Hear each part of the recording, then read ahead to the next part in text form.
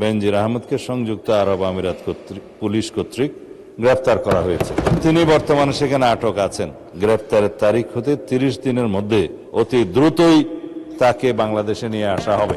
দুর্নীতি মামলায় অভিযুক্ত পুলিশের সাবেক আইজিপি বেনজির আহমেদকে গ্রেফতারের জন্য ইন্টারপোলের সাথে নিবিড়ভাবে কাজ করার জন্য নিয়োজিত পুলিশ হেডকোয়ার্টার্সের national central bureau NCB Dhaka কর্তৃক ইন্টারপোলে আবেদন করা হয়। তৎপ্রেক্ষিতে গত 11 এপ্রিল 2025 এটা 2025-এ পাঠানো হয়েছিল। আমরা এটা মনিটর করেছি। ইন্টারপোল 2025/12239 নম্বর ফাইল ও 5174/4 2025 কন্ট্রোল নম্বরের মাধ্যমে বেনজির আহমেদের প্রতি রেড নোটিশ জারি করে। উক্ত রেড নোটিশের মাধ্যমে ইন্টারপোল কর্তৃক সংযুক্ত আরব আমিরাতের স্বরাষ্ট্র মন্ত্রণালয়কে অনুরোধ করা হয় গ্রেফতারের জন্য। মাননীয় স্পিকার, আমি এই মহান সংসদের মাধ্যমে সমগ্র জাতিকে জানাচ্ছি যে গত 12 জুন 2026 তারিখে সংযুক্ত আরব আমিরাতের স্বরাষ্ট্র মন্ত্রণালয়ের directorate general of federal criminal police national central bureau NCB Abu Dhabi হতে প্রেরিত একটি ইমেইলের মাধ্যমে বাংলাদেশ সরকারকে জানানো হয়েছে যে দুর্নীতি মামলায় অভিযুক্ত বেনজির আহমেদকে সংযুক্ত আরব আমিরাত পুলিশ কর্তৃক গ্রেফতার করা হয়েছে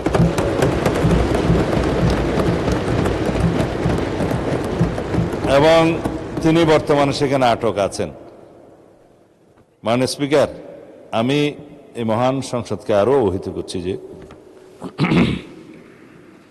এনসিবি আবুধাবি জানিয়েছে যে ইউএই ফেডারেল ল নম্বর 39/2006 অনুযায়ী গ্রেফতারের তারিখ হতে 30 দিনের মধ্যে কূটনৈতিক চ্যানেলের মাধ্যমে আনুষ্ঠানিক এক্সট্রাডিশন রিকোয়েস্ট প্রেরণ করতে হবে।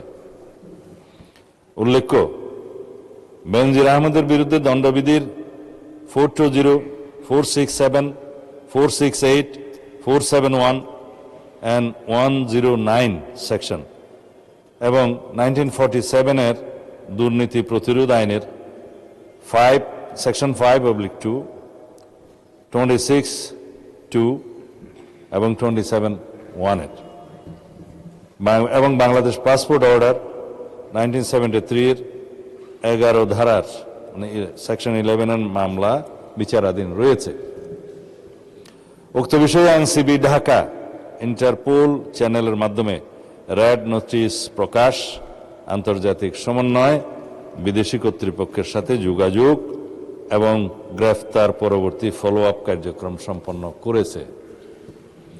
দুদক কর্তৃক প্রত্যার্পণের জন্য প্রয়োজনীয় মামলা, গ্রেফতারি পরোয়ানা ও তদন্ত সংক্রান্ত দলিলাদি প্রস্তুত, স্বরাষ্ট্র মন্ত্রণালয় কর্তৃক এক্সট্রাডিশন প্রপোজাল প্রস্তুত ও অনুমোদন এবং পররাষ্ট্র মন্ত্রণালয়ের মাধ্যমে ইউএই কর্তৃপক্ষের নিকট কূটনৈতিক চ্যানেলে আনুষ্ঠানিক এক্সট্রাডিশন রিকোয়েস্ট প্রেরণ করে এনসিবি আবুধাবির সাথে সমন্বয়পূর্বক অতি দ্রুতই তাকে বাংলাদেশে নিয়ে আসা হবে। এটি বাংলাদেশ পুলিশের একটি ঐতিহাসিক সাফল্য। এর মাধ্যমে আমরা বিচারহীনতার সংস্কৃতি থেকে বের হয়ে আসতে সক্ষম হব ইনশাআল্লাহ। পাশাপাশি এর মাধ্যমে আমরা জাতিকে আশ্বস্ত করতে চাই যে অপরাধী যত শক্তিশালী হোক না কেন, আইনের ঊর্ধ্বে কেউ নয়। এটি দেশে আইনের শাসন প্রতিষ্ঠা এবং বাংলাদেশের ইতিহাসে মাইল ফলক হয়ে থাকবে